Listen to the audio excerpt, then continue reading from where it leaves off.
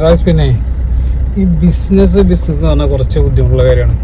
ഇപ്പോൾ നിങ്ങൾ സമയം ഒരു 8 മണിയായി. ഞങ്ങളൊരു 2-3 ദിവസം മുമ്പ് കോഴിക്കോട് സൈറ്റിൽ വർക്ക് എടുത്തിരുന്നു.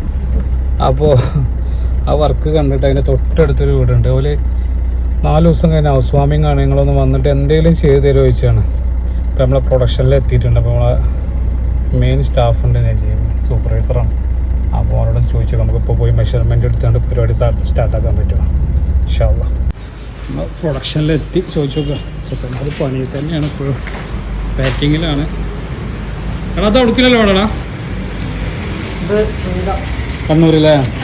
പിന്നെ നമ്മൾ കോഴിക്കോട് വർക്ക് എടുത്തില്ലേ, അവിടുത്തെ തൊട്ടടുത്ത വീട്ടിലേക്ക് മിററാണെന്ന് പറയുന്നത്. 3 ദിവസം കഴിഞ്ഞാൽ അവിടെ ഹൗസ് വാമിങ്. എന്താ ചെയ്യണ്ടേ? ഇപ്പോൾ പോയാലോ? പോകല്ലേ? പിന്നല്ലാതെ അല്ലേ? അപ്പോൾ സെറ്റല്ലേ? നമ്മൾ ആരായാലും ഒരു പൈസ മേടിച്ചൊരു പണിയെടുക്കുമ്പോൾ അതിൻ്റെ ക്വാളിറ്റിക്ക് എപ്പോഴും കീപ്പ് ചെയ്യണം കേട്ടോ. ഇതൊക്കെ കണ്ടില്ല നിങ്ങൾ, എന്താണ് ഇതൊക്കെ? പൈസ ആരുതാണേലും അതിൻ്റെ ഒരു ക്വാളിറ്റി എപ്പോഴും കീപ്പ് ചെയ്യുക. അങ്ങനെ പൈസക്ക് ഒരു മര്യാദ ജോലി അവിടെ ചെയ്തു കൊടുക്കും. 45 റൗണ്ടാണ് ഈ വരുന്നത്. ഇതിൻ്റെ പ്രശ്നം എന്താണെന്നറിയോ? ഞാൻ കാണിച്ചു തരാം. ഇത്രയും വലിയ മിറർ അവർ ഹാങ് ചെയ്തിടുന്ന രീതി, തൂക്കിയിടുന്ന രീതിയുണ്ട്.